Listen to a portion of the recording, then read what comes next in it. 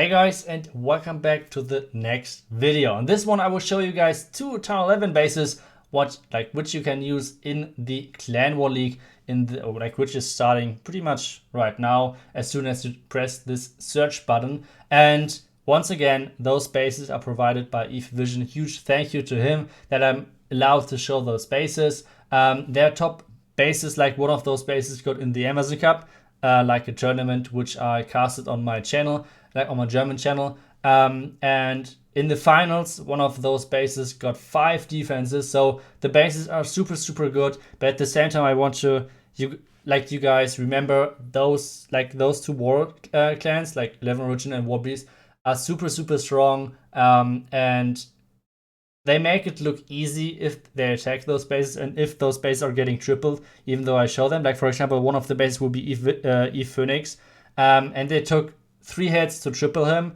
So that's pretty good for the War Clans as a Town 11 base, because the hit rates on Town 11 for War Clans is about like 50%. So it's not that often that a base is defending. Like, it's 50-50. So if a base has like three defenses, it's already really good. So just to make sure that you guys know that those bases are really nice to use. If you want to copy them for free, both bases will be down below in the description just for you with the new feature, like the new base link. And we will jump into the first base. I have, like I said, 2 bases for you guys. You guys can check out. And this is the first one. It's not got tagged yet, so we have, like, I don't have any replays of that. But at the same time, I want to highlight for you guys what is really important if you guys want to use this base. It's super good, and I will show you guys like small things why you should use it. So the first thing what you want to do is, if you're using this base, is you should use a Golem and 5 Archers CC. Why Golem? After the last patch, Golems got buffed a lot in the defense because the death explosion because it got a huge buff in damage, which means it deals quite a lot against P.E.K.K.A, for example, or miners or stuff like this. So it's really nice against those. And just in general, like a really tanky troop, which provides a lot of tanky frontline for your defenses. So you don't want to make to have its clan castle which deals damage to your enemy troops. You just want to have a clan castle which is tanking for your defenses, so your defenses can deal actually damage. So that's like the idea behind that. So let's jump into the base and try to talk about the most important things. So once again, whenever I watch or like try to take a look at the base, the first thing I look at is pretty much the traps, like how the base, how the traps set up, like what are the key moments, whatever. And this one is really nice to mention, like this tornado trap. Like, the electron value you have in the core is insane, and that's why he's kind of like baiting with the tornado trap, like when someone's trying to come in with the blimp to send in his electro dragons, etc. He just has the tornado trap over there just to provide the entry, which is really nice. And at the same time, the black mines are super important as well.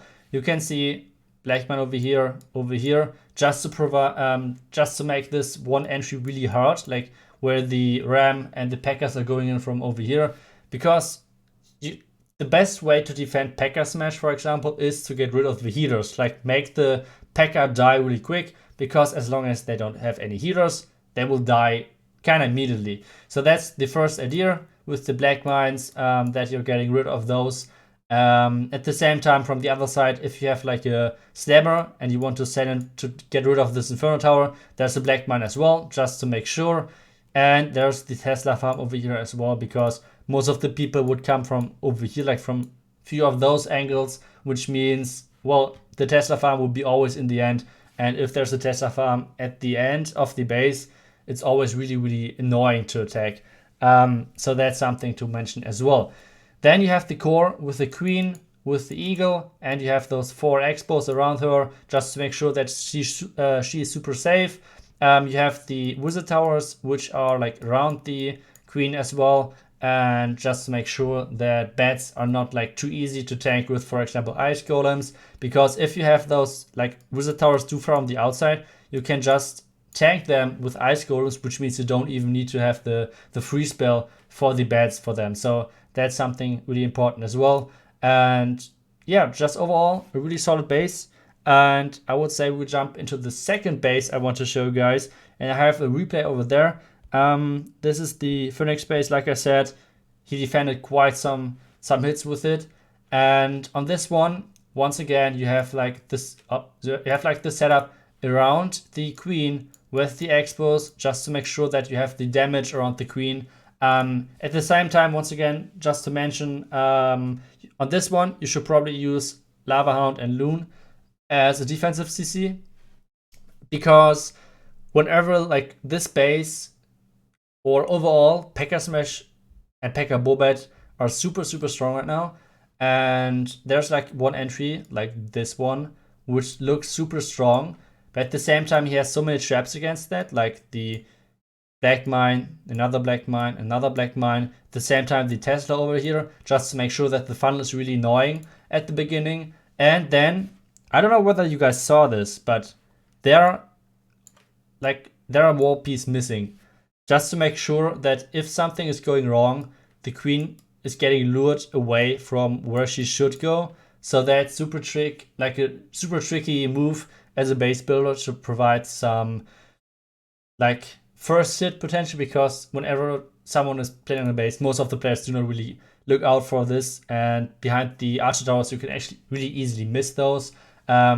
So that's important as well. And like I said, this one entry looks super obvious, and we will see this attack on this base as well, like in a couple of seconds, and how the base is defending against that. But meanwhile, few quick things. Once again, the wizard towers next to the core, just make sure that you cannot tank those with the ice golems. The air defense are really spread out, so it's not too easy to get too much value with, for example, bats or like Lalo for those.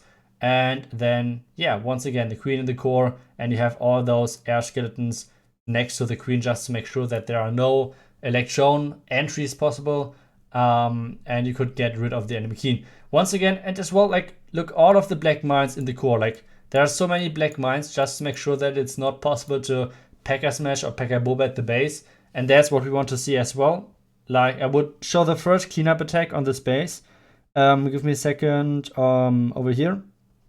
So this is the first cleanup attack on this base. So it's not the first attack on this base, it's the second, and it's defended. So let's see what he's doing. He's bringing a couple of giants, trying to make the funnel really early, and get rid of the gold mine. He's dropping the healers too early, which is a huge mistake, because that will cost him quite some healers, which is kind of unfortunate. But hey, we take it as a base builder. We always take it.